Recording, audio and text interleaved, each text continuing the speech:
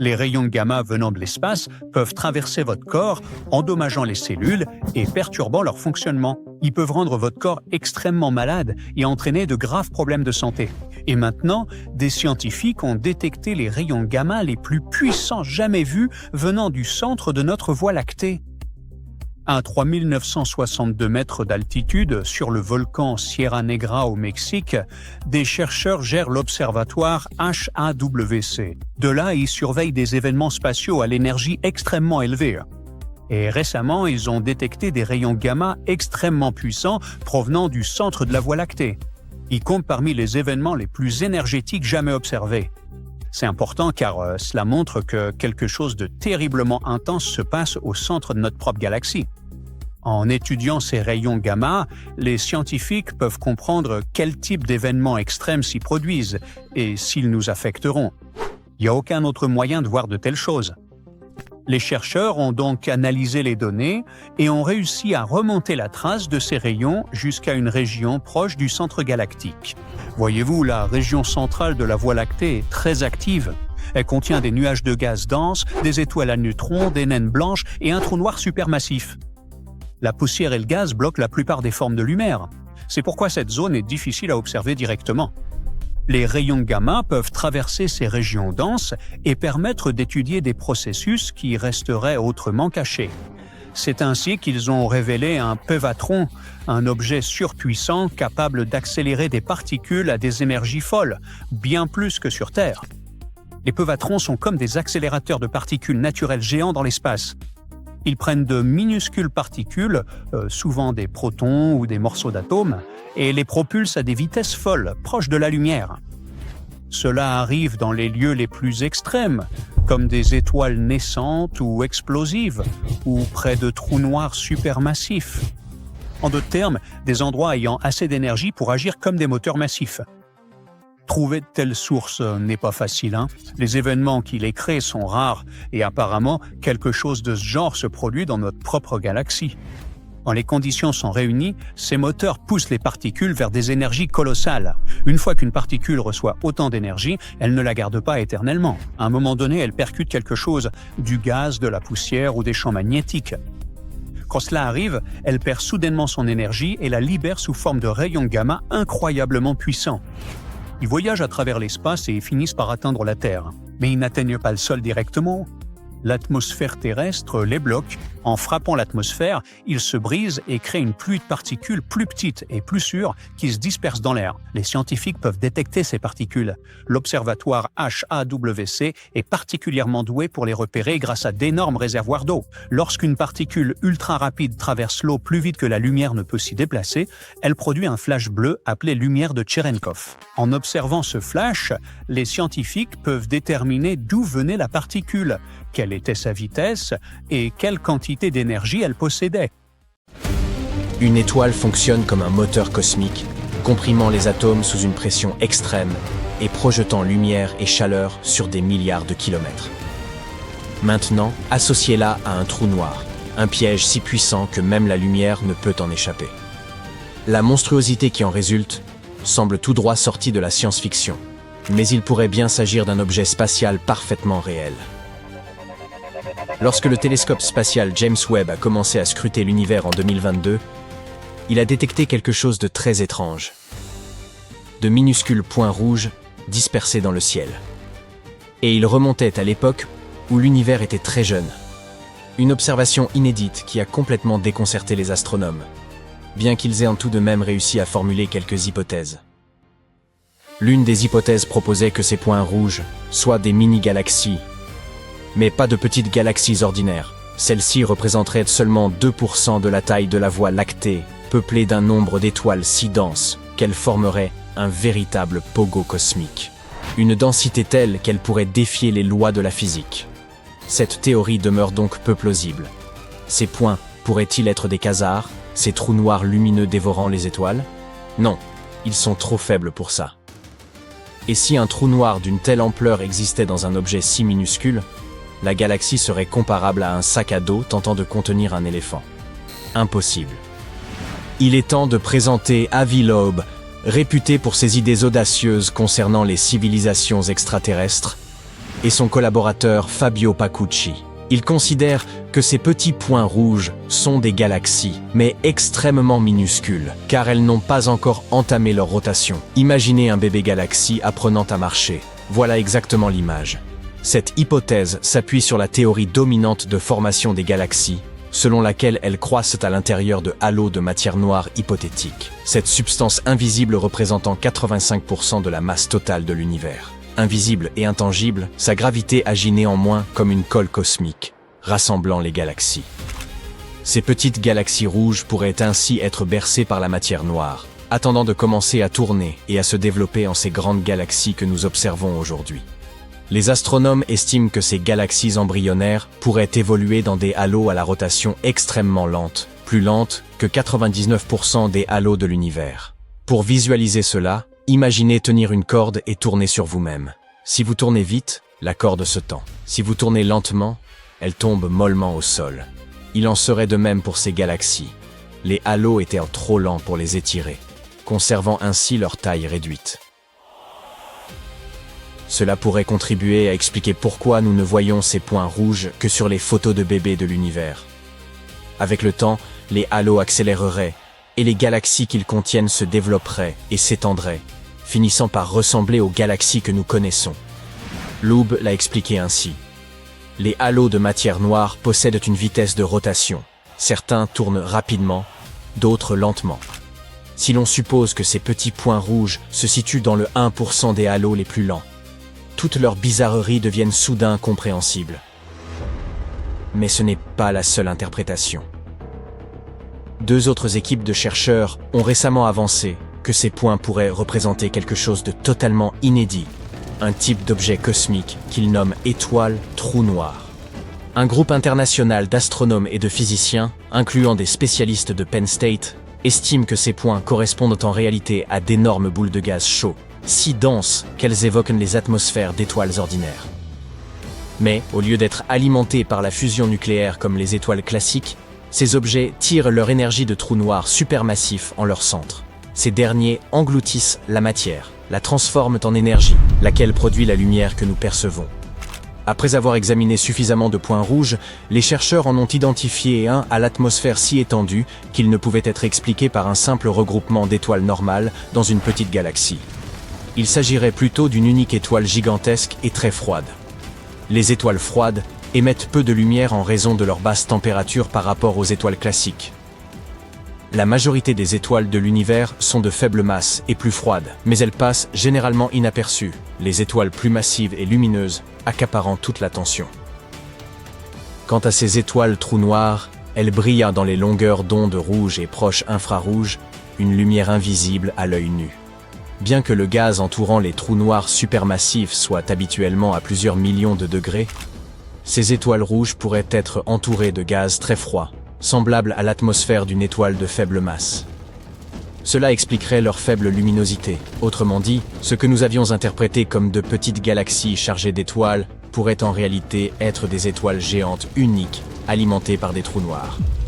Voyons maintenant comment le télescope spatial James Webb, JWST, a permis aux astronomes de réaliser cette découverte. Il s'agit de l'un des télescopes les plus puissants en orbite. Conçu pour remonter jusqu'à la naissance de l'univers, il utilise des instruments infrarouges afin de détecter la lumière des étoiles et galaxies les plus anciennes. En somme, il fonctionne comme une machine à remonter le temps, permettant aux scientifiques d'observer l'univers tel qu'il était, il y a environ 13,5 milliards d'années, tout près du commencement de toute chose. Dès que le JWST a commencé à balayer les cieux, les astronomes ont constaté l'apparition de minuscules points rouges un peu partout. Ces objets étaient bien trop massifs par rapport aux prévisions des modèles galactiques. Au départ, l'équipe a supposé qu'il s'agissait de galaxies matures qui virent au rouge à mesure que leurs étoiles vieillissent. Mais les points étaient beaucoup trop lumineux. Pour les considérer comme des galaxies, les étoiles devraient être si densément agglomérées que cela défiait toute possibilité physique. Une telle galaxie rendrait le ciel nocturne éblouissant. Pour percer ce mystère, les chercheurs avaient besoin de spectres, c'est-à-dire de données révélant la quantité de lumière émise par les objets à différentes longueurs d'onde. Entre janvier et décembre 2024, ils ont consacré près de 60 heures d'observation du JWST à la collecte de spectres de 4500 galaxies lointaines. Il s'agit de l'un des corpus de données spectroscopiques les plus vastes jamais obtenus avec Webb, offrant aux astronomes un aperçu sans précédent de l'aube de l'univers. En juillet 2024, l'équipe a repéré un objet d'une extrême singularité. Il a immédiatement capté leur attention. Ils l'ont surnommé The Cliff, et il constituait le cas d'étude idéal pour déterminer la nature de ces mystérieux points rouges. Son spectre révélait une masse considérable, le cas le plus extrême de ce type détecté à une époque si précoce de l'univers. La lumière émise par The Cliff avait voyagé près de 12 milliards d'années pour atteindre la Terre. Mais le plus surprenant était que l'analyse spectrale indiquait que cette lumière ne provenait pas d'un amas d'étoiles. Elle émanait d'un trou noir supermassif. Ce dernier absorbait la matière environnante à une vitesse prodigieuse, enveloppée dans une sphère de gaz d'hydrogène. Les trous noirs de cette envergure se trouvent généralement au centre des galaxies et peuvent dépasser le Soleil de millions, voire de milliards de fois. Leur intense gravité convertit la matière en énergie, produisant d'immenses quantités de lumière. La découverte de The Cliff et d'objets similaires suggère que ces étoiles trous noirs pourraient constituer la version embryonnaire des trous noirs supermassifs que nous observons aujourd'hui au centre des galaxies. Les astronomes pourraient ainsi contempler les monstres les plus puissants de l'univers à l'état de nourrissons avant qu'ils ne deviennent les géants que nous connaissons. Le télescope James Webb a déjà détecté des indices de trous noirs de grande taille dans l'univers primitif, et ces étoiles trous noirs pourraient expliquer la croissance fulgurante de l'univers. On peut les envisager comme des bâtisseurs cosmiques suralimentés, aspirant la matière, gagnant en taille et dynamisant le cosmos primitif. Les chercheurs prévoient de les étudier plus en détail afin d'évaluer la densité de leur gaz et la puissance réelle de ces objets. Quant aux petits points rouges, ils sont extrêmement éloignés, dans l'espace comme dans le temps, et si minuscules que leur étude est délicate. Mais pour l'instant, l'idée de l'étoile trou noir reste la meilleure explication, correspondant à presque toutes les données. Les chercheurs poursuivent leurs investigations, et même si certaines hypothèses s'avéraient fausses, les astronomes suivront les indices, et une nouvelle idée ne manquera pas de surgir. Les scientifiques avancent une théorie fascinante. Et si l'ensemble de notre univers se trouvait en réalité à l'intérieur d'un trou noir? Ce concept, appelé cosmologie des trous noirs, suggère que l'univers observable, tout ce qui nous entoure, pourrait être logé au sein d'un trou noir, lui-même situé dans un univers parent, ou même dans un multivers. Ce multivers pourrait à son tour appartenir à un ensemble encore plus vaste, et ainsi de suite, à la manière de poupées russes. Cela semble relever de la science-fiction, mais cette hypothèse repose sur des faits intrigants. En retraçant l'histoire de notre monde, les scientifiques expliquent que tout aurait commencé par une singularité. Imaginez réduire progressivement une gigantesque sphère. À un moment donné, elle deviendrait extrêmement dense avant de s'effondrer. Bien qu'il soit difficile d'imaginer cela, l'espace permet de compresser des quantités inimaginables de masse dans un point minuscule. Ce point, appelé singularité, contient la matière compressée dans un espace infiniment réduit, plus petit qu'un atome, tout en conservant l'intégralité de sa masse, celle de tout l'univers, tout en n'occupant quasiment aucun volume. À l'intérieur de cette singularité, les conditions sont si extrêmes que les lois classiques de la physique cessent de s'appliquer. Tout ce que nous connaissons, le temps, l'espace, la matière, s'effondre, rendant tout processus au-delà de ce point totalement incompréhensible pour notre logique actuelle. Ainsi, les scientifiques estiment que ce fut le point de départ de notre univers. Lorsque le Big Bang se produisit, ce minuscule point contenant tout ce qui existe s'est étendu, jusqu'à couvrir l'ensemble de l'espace. C'est à partir de là que l'univers tel que nous le connaissons a commencé à se former. Or, selon les chercheurs, une singularité similaire existerait également au cœur des trous noirs. La relativité générale affirme qu'un trou noir se forme lorsqu'un objet de très grande taille, comme une étoile, s'effondre sous l'effet de son propre poids. Plus la masse est importante, plus la gravité s'intensifie. Dans le cas d'une étoile colossale, des dizaines de fois plus massive que notre Soleil, ce point minuscule développe une gravité phénoménale. C'est cette force qui attire tout ce qui l'entoure et déforme si profondément la structure de l'espace-temps qu'elle crée l'apparence d'un trou dans l'univers. Ce serait le centre d'un trou noir. Un point où toutes ces choses se rassemblent et sont écrasées dans une singularité infiniment dense. Alors, Notre univers pourrait-il être un simple point de singularité, niché à l'intérieur d'un immense trou noir, lui-même situé dans un autre univers? Ce serait véritablement stupéfiant. Mais il n'est pas si facile de comprimer un objet au point de déformer littéralement l'espace-temps. Il faudrait une pression extrême. Si vous vouliez créer un petit trou noir à l'échelle humaine, il faudrait réduire cet objet à la taille d'un noyau atomique. Pour obtenir un trou noir de la taille d'un pois chiche, il faudrait compresser l'intégralité de notre planète. Mais notre univers est constitué à 99% d'espace vide, avec des milliards de kilomètres de néant entre les étoiles. Si vous regroupiez toute la matière de l'univers, le résultat serait étonnamment compact. Tout ce qui nous entoure, y compris les galaxies, étoiles, planètes et poussières, tiendrait dans un cube de seulement 1 milliard d'années-lumière de côté. À titre de comparaison, la Voie lactée mesure à elle seule 100 000 années-lumière. C'est dire si la matière est rare dans l'univers. Cependant, à une telle densité, ce tout serait d'une masse absolument colossale. Cette masse s'effondrerait probablement en un trou noir. Et voici la partie surprenante. Ce trou noir aurait à peu près la même taille que l'univers lui-même, avec une masse et une énergie équivalentes. De plus, il posséderait la même densité moyenne. Le rayon d'un trou noir s'accroît avec sa masse. Plus il avale, plus il grandit.